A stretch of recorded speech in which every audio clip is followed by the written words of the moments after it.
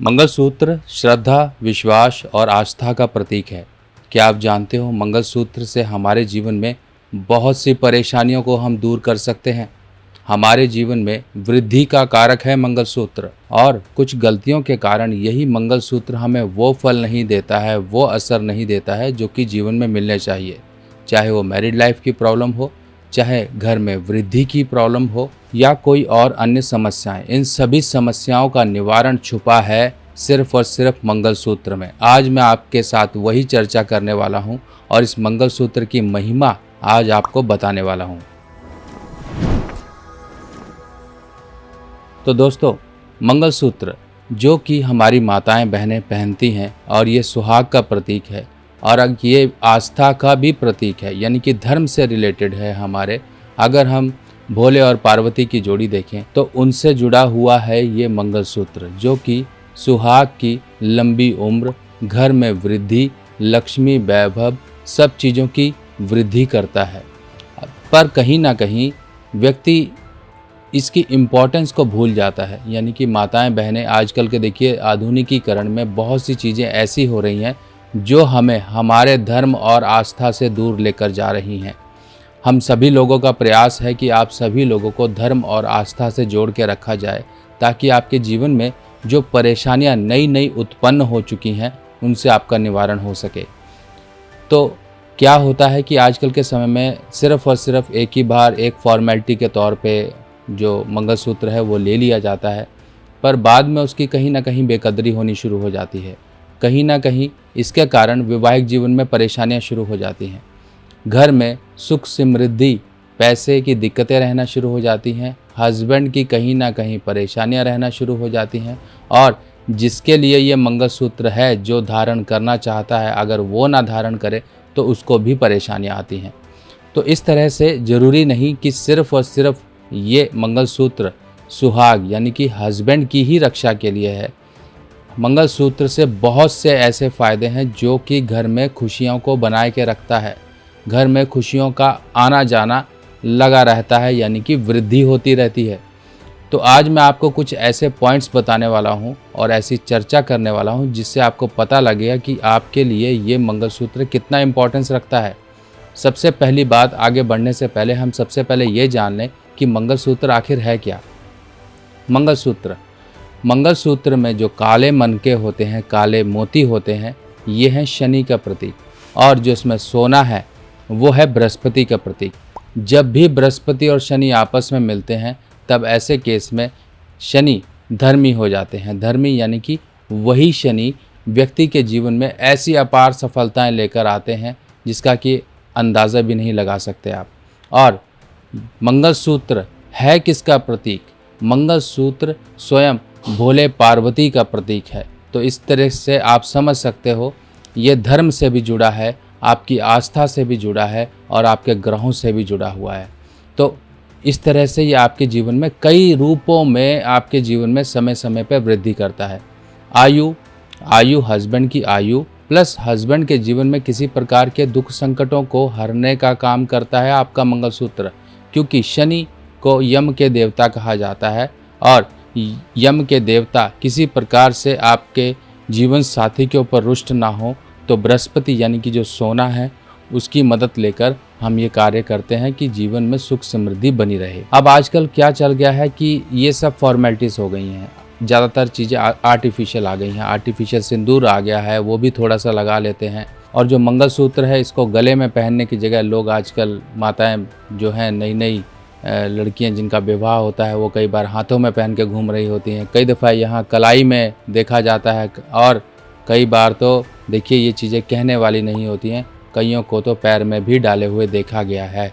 इस तरह से वो कहते हैं कि मंगलसूत्र ही तो पहनना है। इस तरह के वो तथ्य देकर, इस तरह की वो दलीलें देकर अपने आप का पल्ला झाड़ देते हैं। पर समझिए, आप हो सकता है उस समय का पीरियड एंजॉय कर रहे हो जिस समय में आपका एक तरह से प्रभु ने आपको एक समय दिया है कि आप अभी सुधर जाओ, नहीं तो आगे का समय आपका खराब आने वाला है। तो इस तरह से हमें समय रहते ही इन चीज़ों की इम्पोर्टेंस और इन चीज़ों के प्रति धर्म आस्था रखनी चाहिए। अब जब भी कभी आपका मंगलसूत्र मान लीजिए आप पहनते हैं, पहली चीज़ तो ये समझ लीजिए, जो माता या गृहिणी मंगलसूत्र ना पहनती हो और पूजा पाठ करती हो या फिर घर के जो भी कर्म होते हैं वो करती है, तो कभी भी उसका किया हुआ लगता नहीं है। यहाँ तक कि देवी और देवता भी उसके हाथ का भोजन या फिर हाथ का दिया हुआ अन्न वो भी स्वीकार नहीं करते हैं, पितृ तक उसका स्वीकार नहीं करते हैं। तो इतनी इम्पोर्टेंस है कि आपका कनेक्शन तभी होगा जब आप उस आस्था और उस श्रद्धा से जुड़े रहेंगे जो आपका उस समय बंधन किया गया था, यानी कि विवाह बंधन में आप बंधे थे, तब आपको ये मंगलसूत्र प्रोवाइड किया गया था।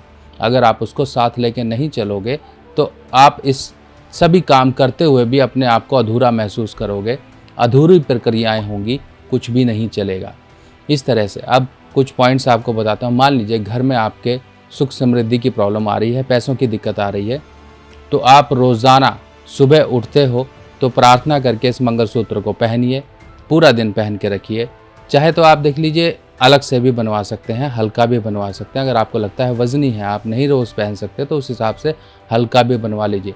पर जो आपको शादी के समय मिला हुआ मंगलसूत्र से जीवन भर संभाल के रखना। अगर उसके मोती भी टूट गए हैं तो उनको धागों में दोबारा पिरवा के आप उनको एक तरह से अमानत के तौर पे आप इसे रखिए, जीवन भर रखिए। चाहे आप अपने मंगलसूत्र को रिपेयर करवाते रहें, धागा टूटता है, कुछ दिक्कत होती है, वो दिक्कत अलग है, उनका कोई प्रॉब्लम नहीं है। मंगलसूत्र का टूटना अपशकुन है। अगर आपको लगता है कि मंगलसूत्र पुराना हो गया है तो इसे सही करवा लीजिए, ताकि यह टूटने से पहले ही आपका सही रहे। जीवन साथी के जीवन में संघर्ष है, बहुत ज़्यादा प्रॉब्लम है, उसके जीवन में कुछ नहीं बन रहा है, तो मंगलसूत्र रोज़ सुबह पहनिए।